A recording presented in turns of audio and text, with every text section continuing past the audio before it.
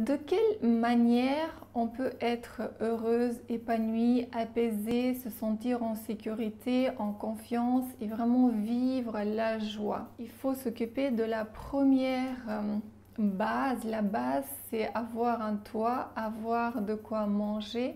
Le couple fait partie de cette base-là, donc une relation stable. L'attachement amoureux, une relation qui va la plupart du temps avec la relation sexuelle va aussi augmenter l'ocytocine, donc va nous rendre heureuses. Très important en tant que femme de connaître de quelle manière l'homme, donc votre partenaire, peut vous aider à être encore plus heureuse. Lui, il ne saura vous apporter que cette petite cerise sur le gâteau de votre bonheur.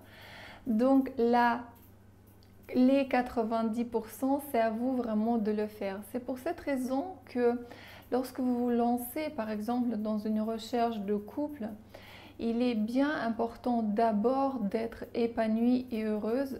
Sinon, vous allez simplement transposer sur l'autre vos problèmes, attendre beaucoup trop de l'autre et il ne saura jamais vous rendre heureuse à 100%. Il pourrait vraiment juste apporter 10, 15, 20 dans le cas où vous allez lui dire de quelle manière il peut vous faire plaisir. Et ce sont des compliments, ce sont des appels peut-être quotidiens, courts, même s'il est au travail et même si vous êtes occupé, qui du coup va vous faire plaisir. Les SMS d'amour et les marques d'attention de tout genre comme des fleurs, des cadeaux, du chocolat, une balade, etc.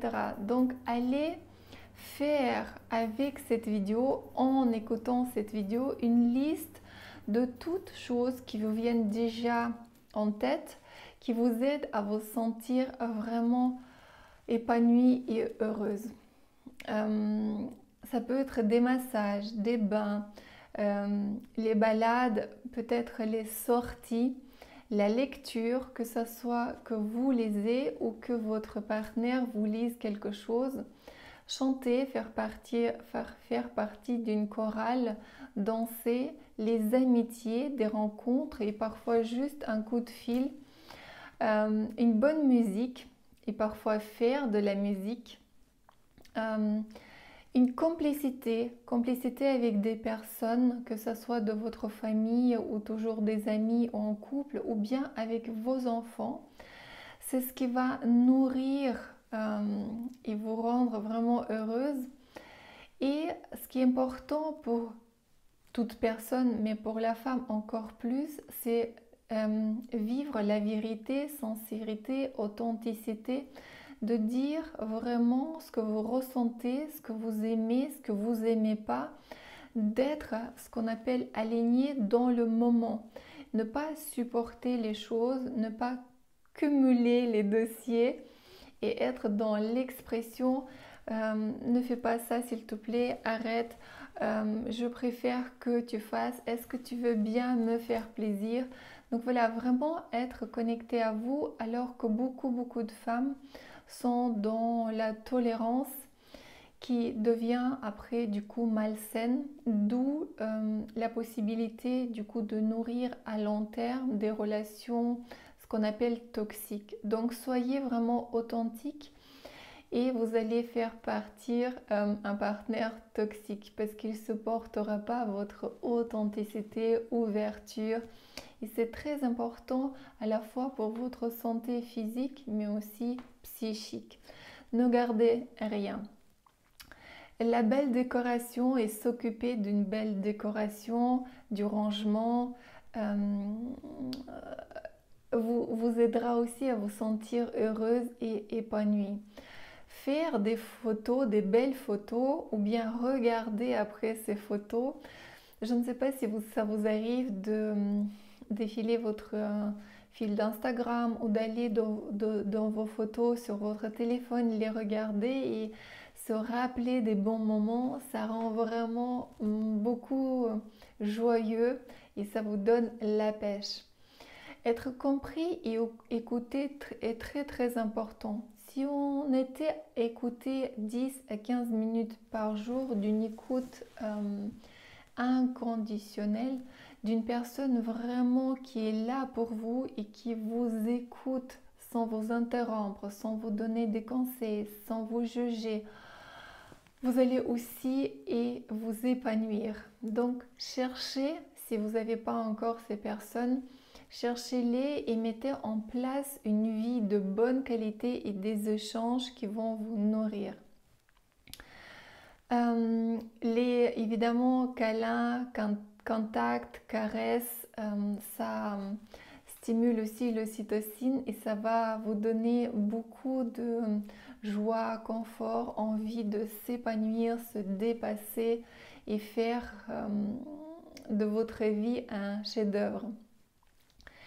La méditation, évidemment, a des effets extraordinaires pour se calmer, s'apaiser et se mettre à l'écoute de soi-même. Et lorsque vous méditez, il est conseillé de se concentrer soit sur une bougie, une flamme qui va vous aider d'oublier tout le reste, ou bien mettre une musique, pareil, une musique agréable qui va vous aider de se centrer. Les bonnes odeurs sont très très importantes pour la femme, les odeurs, que ce soit le parfum qu'on porte sur soi, mais aussi des odeurs d'ambiance dans la maison. Ça peut être à la fois les bougies, mais aussi des petits flacons qu'on peut acheter et mettre partout dans vos lieux. Choisissez les odeurs naturelles, pas chimiques, pour être vraiment dans le bien-être. L'humour est quelque chose qui vous amène rapidement d'ocytocine et qui va vous permettre d'augmenter le niveau de votre bien-être. Si vous avez dans la journée, au travail ou à la maison, des tâches à faire qui vous déplaisent, ce qui peut être génial, c'est d'avoir des séquences de travail de 45 minutes ou 1 heure ou 1 heure et demie, ça dépend si le cadre le permet vraiment.